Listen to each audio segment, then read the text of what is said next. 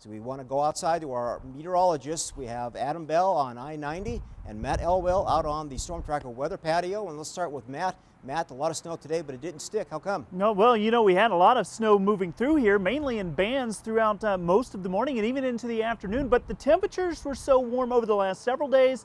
Now we're talking about that snow actually melting as it's hitting the ground in many areas. And as you see behind me, a lot of the snow that has fallen onto the concrete actually was able to melt, and that could cause some big problems, especially as we head a little later tonight and into tomorrow, because it looks like that could be a problem as we start to see some refreezing out across the area, and it looks like those temperatures are still going to be dropping, and then we're going to see more snow on top of that. With continuing live coverage, of course, our team of meteorologists continue to track all of this. We're also going to go talk to Adam Bell, who's going to talk more about some of the driving conditions over the next couple of days. Adam?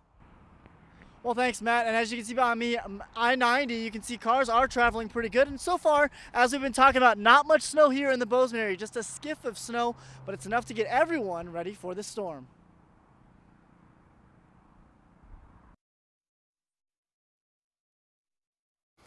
We go through, check the entire truck out, and make sure everything's good as far as tires, brakes, etc. The city of Bozeman is making sure everything is up and running for the first big storm of the 2012-2013 winter season. The city has 5 snow plows for over 200 miles of road to maintain.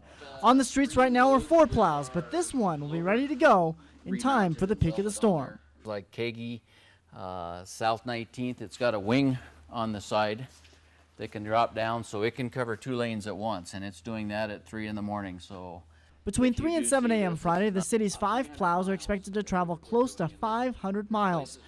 And if you recently thought about getting your car ready for this storm, you aren't alone. At Wayland Tire, the parking lot is full of customers winterizing their car.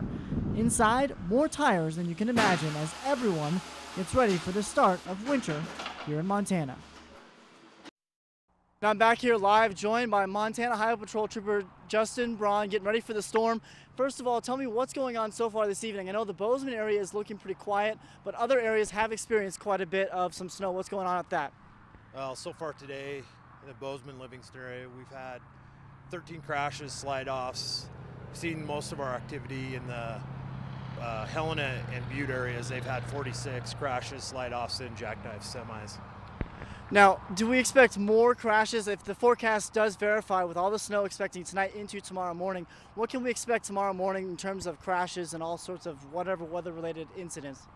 Well, of course, anytime we get snow, the roads are going to get slick, and with any moisture that we have on them now, that'll form a layer of slush, thin layer of slush, and then it's going to freeze as the temperature drops.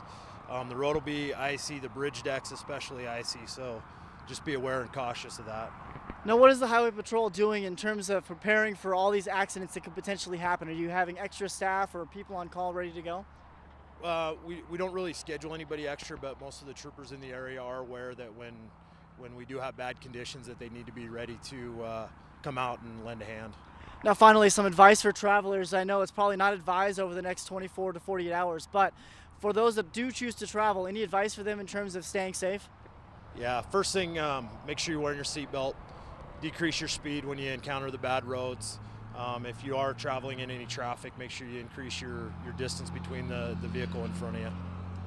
Perfect. All right, thank you so much for joining us. And so far, things are looking good on the roads here in Bozeman, but across the rest of the state, not looking good. But we can all expect things to get worse before they get better. So if you are traveling, play it safe over the next 24 hours. Reporting live, I'm Adam Bell. Let's send it back in now to Mike. Well, thanks, Adam. Just one quick reminder, a year ago in